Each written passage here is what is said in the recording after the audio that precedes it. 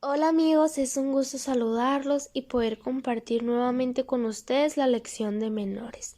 La lección de hoy es la lección número 3 y se titula Jesús lee en la sinagoga.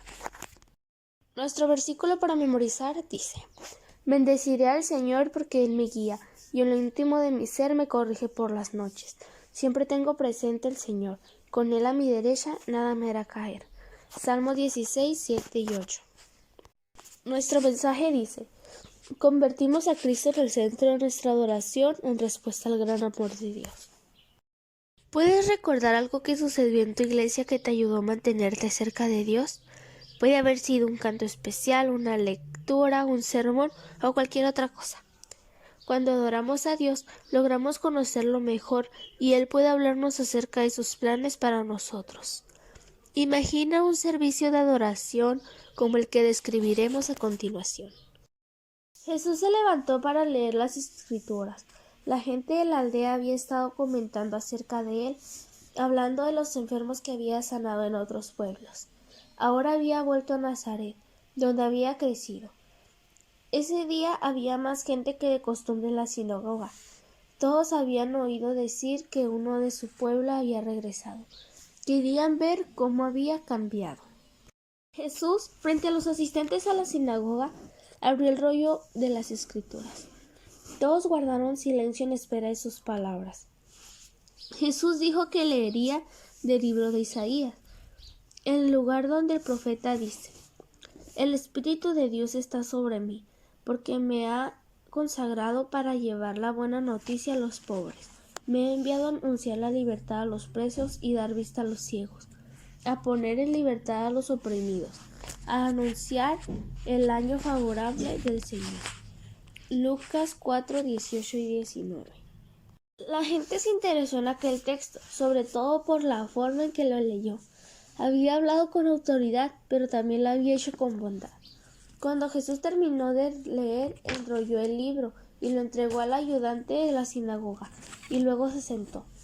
Todos se preguntaban qué sucedería a continuación. Jesús echó una mirada a su alrededor y comenzó a explicar lo que había leído y dijo: Hoy se han cumplido esas palabras. Ustedes me están mirando y viendo a la persona de la cual se habla en el pasaje leído. La gente lo recordaba como un joven que podía arreglar sus muebles rotos. Ahora hablaba de arreglar corazones. Los presentes se miraban unos a otros. No todos quedaron contentos con los comentarios que Jesús hacía acerca de sí mismo. Algunos se enojaron porque no habían hecho ningún milagro. Querían más pruebas, además de las historias que habían oído de Capernaum.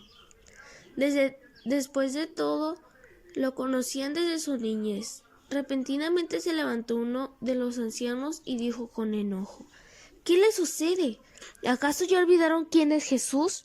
Él no es mejor que nosotros, no es más que el hijo de José. Así es, exclamó otro anciano. ¿Por qué lo siguen como un rebaño de cabras?